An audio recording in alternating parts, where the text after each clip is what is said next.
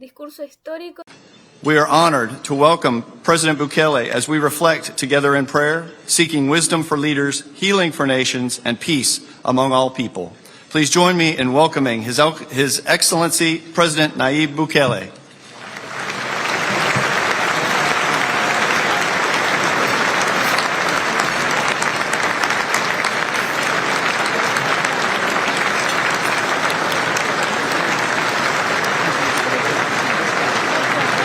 Thank you. Thank you very much.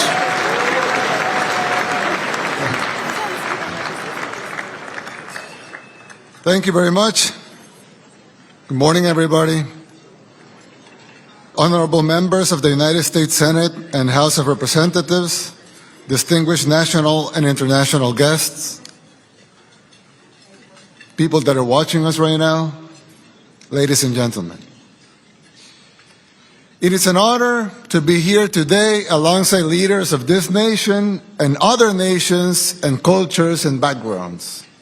In a world where so much is driven by agendas, everything has to be fast, everything has to be rushed, everything happens at high speed, and under immense pressure, this space gives us a rare opportunity to pause and reflect, and a moment to remember why we do whatever we do. Because leadership is not just administration. That's the basic, that's the baseline, the bare minimum really, to keep things going. But true leadership comes down to one thing: decision making. As leaders, our job is to make decisions every day. Small decisions, middle decisions, big decisions, monumental decisions that shape the lives of millions. And that's not always easy. Making the right decisions is not always easy. And it needs one thing above all. There's a passage in the Bible, I'm sure everyone knows this one, but there's a passage in the Bible that I find very important for those in any type of leadership position.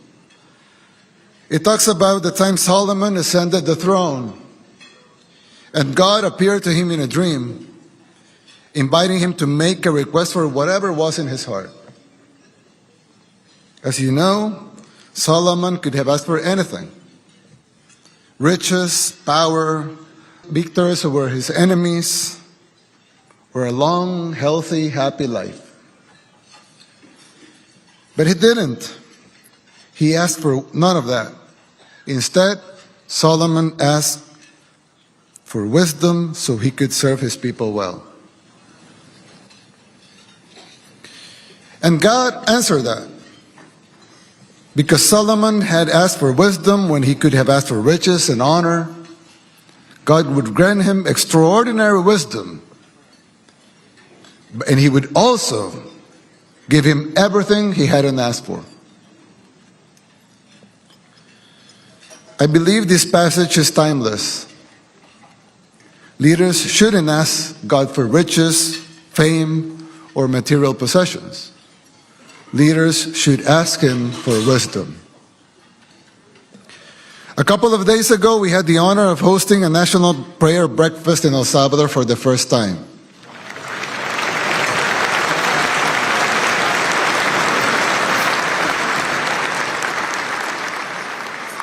And over there, I share a little about the miracle unfolding in our country. As you know, El Salvador was the murder capital of the world. That was our nickname, murder capital of the world, the most dangerous place in the whole wide world. And now is the safest country in the whole continent.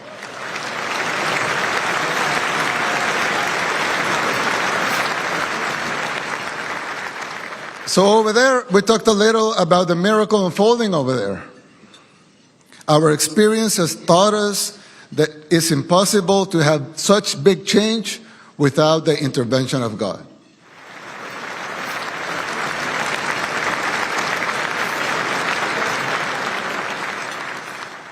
The transformation of El Salvador, especially when it comes to security, is not the work of humans alone. We know it was possible only because God worked a miracle through our hands. And we give the glory to Him.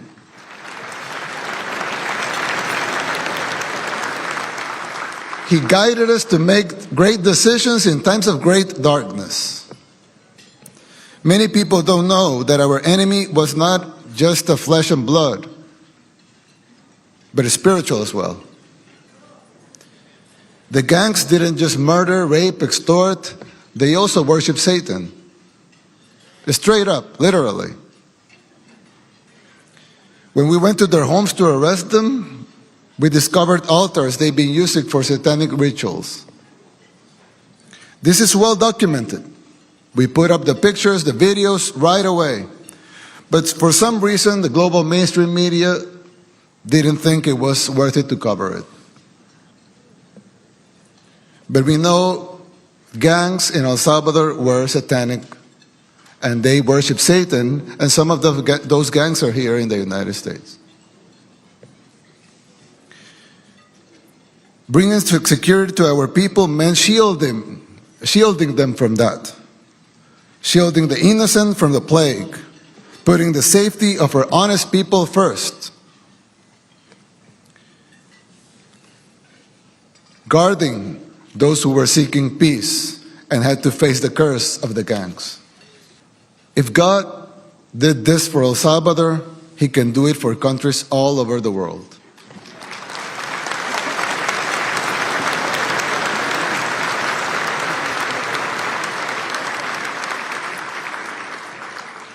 But we must first ask for wisdom. Anyone see what we do over there, and they will see brave women, brave men that trained really hard, fought even harder, went with risking their lives with their courage, amazing courage. But all of that would have been worthless if it wasn't because God wanted us to win that war. We won the spiritual war first, and that reflected in our physical world. So the war we won here was only a reflection of the physical war we had won before.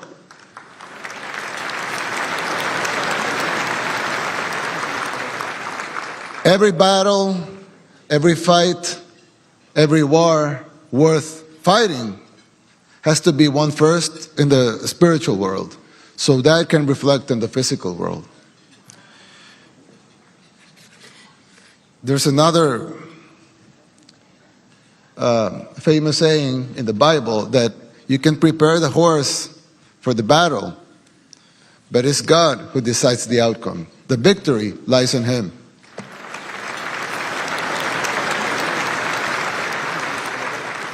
That's why today we come not to pray for riches or for wealth or for fame, but for wisdom. For wisdom for all the men and women here in this room, for all the men and women in positions of power, for all the decision makers, for all the policy makers, for the politicians, for the businessmen, the men and women who directly and indirectly influences the lives of millions and even billions of other human beings. Leadership never means making decisions that serve just a few or less, us, but means making decisions that serve and protect our people and that honor the tasks entrusted to us. Our experience has taught us that leadership does not obligate us to have all the answers all the time, but it does obligate us to seek God's wisdom, to seek His guidance before making any decisions. It obligates us to prepare to the best of our abilities and to remember who ultimately grants the victories. May God grant wisdom to all world leaders, and may God bless us all. Amen.